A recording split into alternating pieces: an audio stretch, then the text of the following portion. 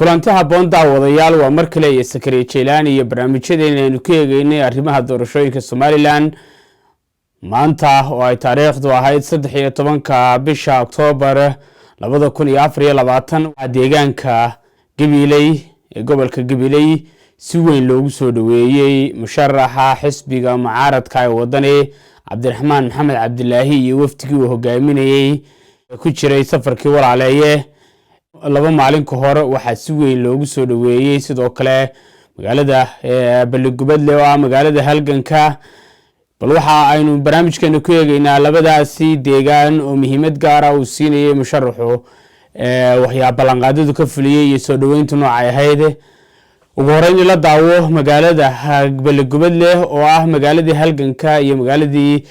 Somaliland curashadeeda iyo dagaalanka madaxbanaanida Somaliland oo ka soo bilaabmay laguna aasaasay golihii ugu horeeyay guurtida Somaliland yeesho ugu horeeyay bilaabaya wadada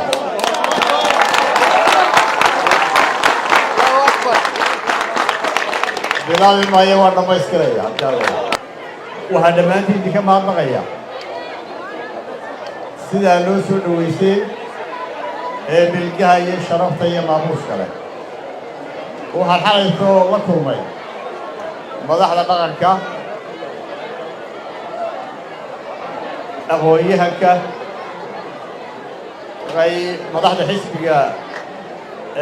wadani ee deegaanka soo jeeda afgarad iyo dhammaan aqoonyahanka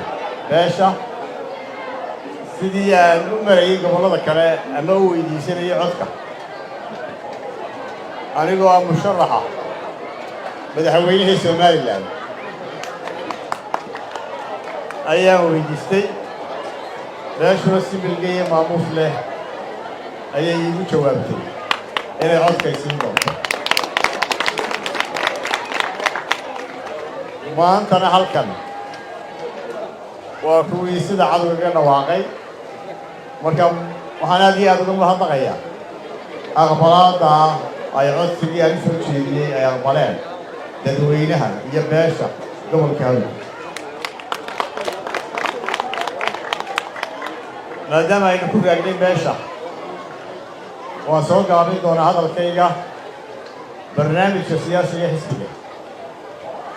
waa 6 tiirka koowaad waa difaaca qaranka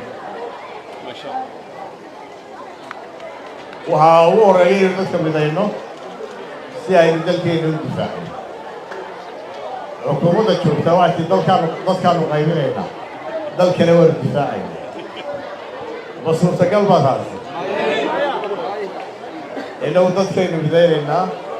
dalkana waynu difaacaynaa shirar badan oo SNM ayaa halkaasi ka dhacay intii lagu guda jiray dagaalkii lagula jiray rajiimkii Maxamed Siyaad Barre waxaana magaaladani taariikhda Somaliland kaga jirta baal dahaba xisbiga kulmiye ayaa 14 sanadood ee uu talada xilka madaxtinimada Somaliland hayay ballanqaadiyo badan u fuliyay balse ballanqaadiyadaas waxay noqdeen hal bacaad lagu lisay musharaxa Cabdiraxmaan Ciro oo dadka reer Somaliland uga barteen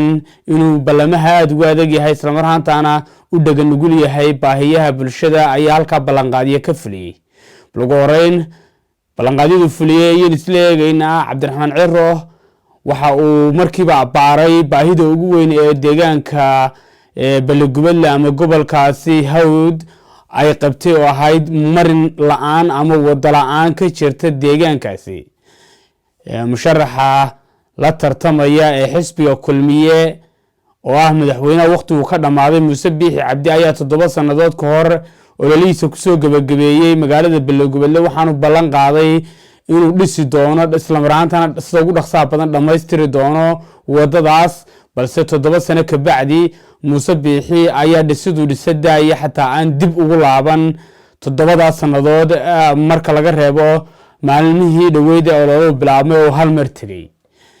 taabadalkeeda Cabdiraxmaan isagoo ka faa'iideysanaya qaladaadkii xukuumadii hore galeen waxa uu ballanqaad rasmi ah oo heshiis la galay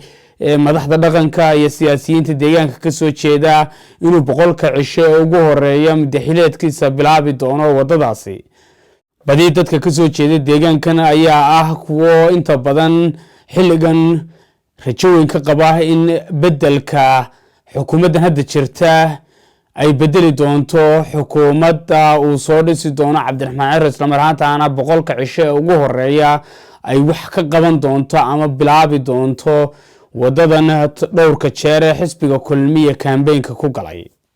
aynu soo laabano dhinaca gobolka Gabiley magaalada Gabiley oo magaalo cod badan yaalo isla mar ahaantaana loo tirinayo musharaxa xisbiga kulmiye Muuse Biixi Cabdi ayaa gabi ahaanba ka xubsiibatay tuhunkii lagu tuhmayay in magaaladu ay u janjeedho dhinaca muxaafidka waxaana xilligan magaaladu isu muujisay inay tahay 99% isbedel doon. maayiro hore oo soo maray xilalka golaha deegaanka ee degmada Gabiley wasiiro iyo sidoo kale xubno sarsare oo ka soo shaqeeyay komishanka ayaa hogaaminayay xilligan isbedelka reer Gabiley wadaan. sidoo kale waxaan ka maqnayn gudidii gobolnimada Gabiley oo kumadda kaga soo hongoobay talabaadkii ay ugu tageen ahaa in dawladdu in xukuumadda haatan waqtigu ka sii dhamaanaya ay gobolnimada Gabiley meel mariso. sida uu dhawaan sheegay gudoomiyaha gudida dabagalka gobolnimada Gabiley waxa uu sheegay inuu faramaran ka joogo xukuumadda haatan isla mar ahaantaana ay tahay tayadu ku dhagan shacabka Gabileyna waxa ugu baaqay inay codkooda mucaaradka kaga doontaan taageero iyo hiil loogu hiilinayo in Gabiley gobol noqoto. magaalada Gabiley oo soo dhaweynta aad ugu wanaagsan bariyii ugu dambeeyay loo tirinayay xukuumadda ayaa arintaasi beenisay waxaanay anfariir iyo afkalaqaad ku ritay xukuumadda waqtigeedu sii dhamaanayo taasi oo isku haleyn ka qabtay bulshada ku dhaqan magaalada Gabiley. madax uu hogaaminayo maayirka hore ee magaaladaasi xubintii hore ee doorashooyinka qaranka ugu jirtay deegaankaasi haweeneyda lagu magacaabo Kaltuun iyo saraakiil sarsare oo u badan xisbiga mucaaradka ayaa maalmihii ugu dambeeyay ka waday magaalada Gabiley abaabul weyn iyo qabanqaabo lagu soo dhaweynayo musharaxa madaxweynaha xisbiga mucaaradka wadaniga ama haddaan si kale u dhigo madaxweynaha maalmaha dhow Somaliland dooran doonto waa Cabdiraxmaan Maxamed Cabdilaahi. arintani ayaa noqotay mid wax weyn ka bedeli doonta doorashada madaxtooyada